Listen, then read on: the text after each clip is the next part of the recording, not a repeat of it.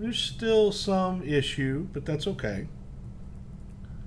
So that was how to patch up a large gap, a large patch right there. You know, I'm just kind of buffing it out. Now, that's one way. When I get down into this area where these two seams meet, okay? Now we have to remember we're dealing with visual perspective. We see that that black line continues behind them. It's good to not start with the people. It's good to start with crapola like this. So now I'm going to zoom into this corner here. And let's go to our patch tool. Now let's see here. I'm going to select, no, maybe not the patch tool. Perhaps this should be clone. Actually, no, I take that back. This is what you got to go through. Even I have to debate and think. I'm going to use my polygon lasso tool, and I'm going to snip me a nice even piece of this. Copy. Oh, I'm not on that layer. Got to go down to that layer. Copy, paste. Scoot it over. Let's paste it again. Yes, I'm building that stripe. Now we're going to have some repetition we'll have to clean up, but it should be okay. I'm going to paste it again, but this time I'm going to move it back over here. Okay. Now you could see the repetition here, here, here. But let's see what happens when I zoom out. Well, it's not too crazy. Now we have to remember that those are 3 separate pieces.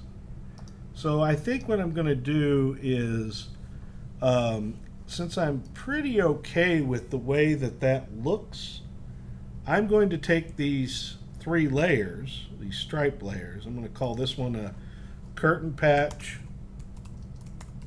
And all I do is double click the layer name. And then I'm going to take these 3 layers here. I'm going to select this layer, hold the shift key down, select this layer, hold the shift key down, select this layer, and I'm going to merge them into one layer. There they go. And I'll just call that the stripe. Okay, now they're all one chunk. That makes it easier to maintain around them. So let's see now. We got this weird pinch here with this curtain. I know we've got this seam too, but I think it's probably going to be better if we can resolve. You see how these 3 lines come in? I want to resolve those. So again, this is another situation you have to think about. There are seams, there are curtains when you're dealing with any kind of cloth type thing. So another tool, this time I'm going to go ahead and use the clone stamp tool. And I'm going to go up into here and I'm going to get a target by pressing the Option key.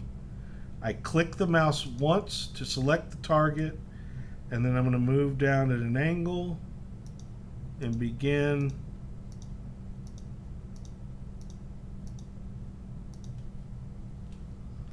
okay. And then I'm going to come up here and click target click. That's holding the Option and clicking once. And then come down here and try and drag my shadow. Okay, see how I was able to just click, click, click, click, click and bring that down.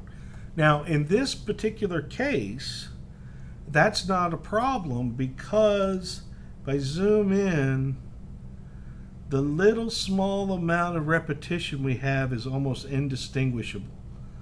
Now when you get into things where you start to see the repeated pattern over and over and over, then you're in some trouble. The other key to this is I'm using a soft edge brush, not a hard edge brush, so you don't see individual circles. Let me switch my brushes for a second and show you. And I guess that'd be a good thing to say is brushes go with all the tools. The eraser, the stamp, the smudge, the paintbrush. All of the brushes work with all of those tools. So now if I go to a hard tool, let's say a hard brush, a 30, hardness is 100.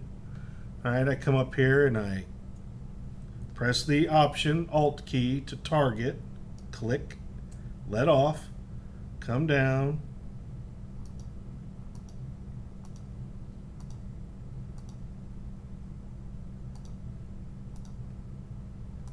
You see how it's disappearing behind them. Not too bad. You can see a little bit of my first circle here. Okay? So I try and mix it up between a soft brush and a hard brush. A soft brush and a hard brush. So I'm going to come up here. Option to target. Click once. Let off. Then move down. Again, it's working pretty well. See, there's that edge you don't want. You see that? That perfect circle.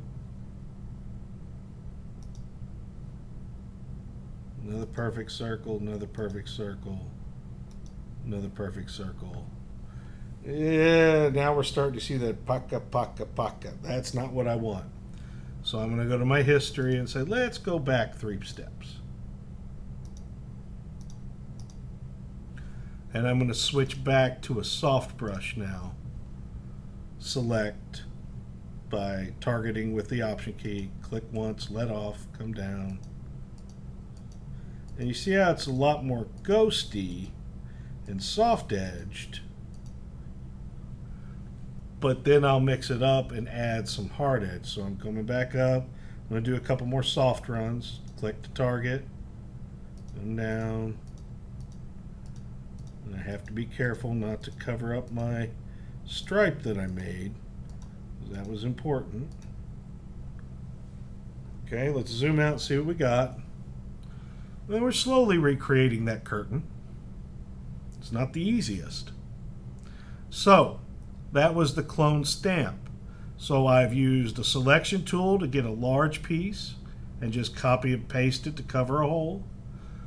I selected this part of the stripe and copy and pasted it over itself to make this stripe, and then I merged it. Now, you can begin to see that multiple processes are necessary.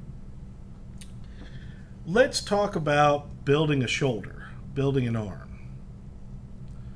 Okay, we've got a weird situation for 2 reasons. Number 1, we got to build an arm. And number 2, we've got a fisheye lens, so it warps down in the middle. So what I'm going to do, the first thing I'm going to do is on this layer with the 2 guys, so let's hide the background, so I just got the 2 guys.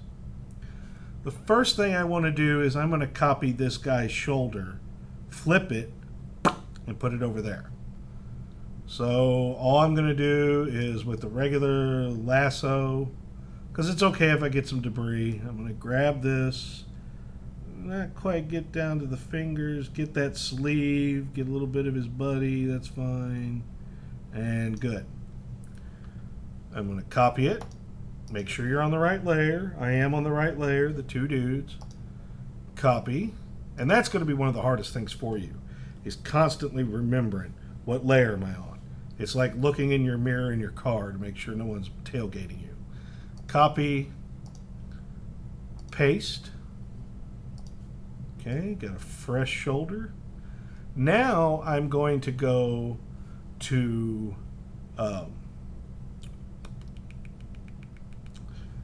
over here to properties, and right here I'm going to click flip horizontally, shoulder.